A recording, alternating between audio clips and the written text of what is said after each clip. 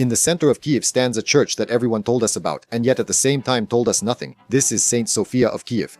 1,000 years of history that for decades were carefully rewritten, smoothed over, and had their meanings replaced. We were told, ancient Russ's culture, a common heritage, one people. But if you remove the propaganda and look at the facts, it becomes clear that St. Sophia Cathedral in Kyiv is not just an abstract monument of the past, it's the foundation of Ukrainian statehood.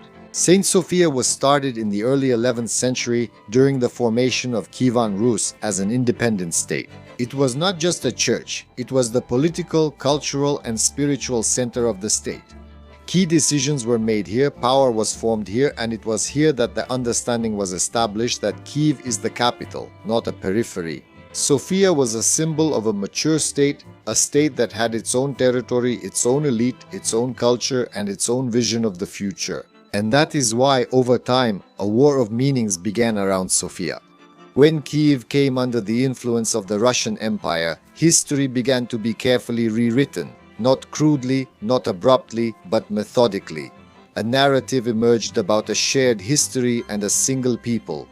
Kievan Rus was then presented as the first Russian state and Kyiv as a temporary center that supposedly later moved to Moscow.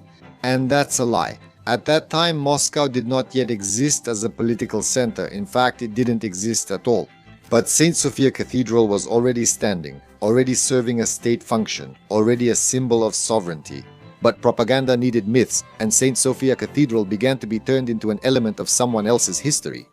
Under the Soviet Union, this process was perfected. In textbooks, St. Sophia Cathedral was mentioned only in passing.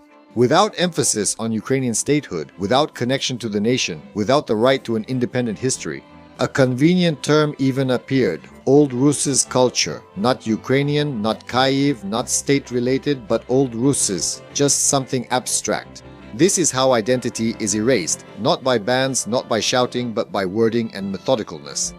But the truth is that St. Sophia Cathedral in Kyiv survived all of this. It survived empires, Soviet censorship, propaganda, wars, and it still stands as proof that Ukraine did not appear yesterday. That it has 1,000 years of continuous history, and that this history cannot be destroyed, no matter how many times it is rewritten. History is a weapon, and there is always a war over it. And in the next episode, I will show how the Ukrainian language was systematically broken and why language has become the main battlefield today. Subscribe to the channel. This is just the beginning of stories like this, and write what you think about it in the comments.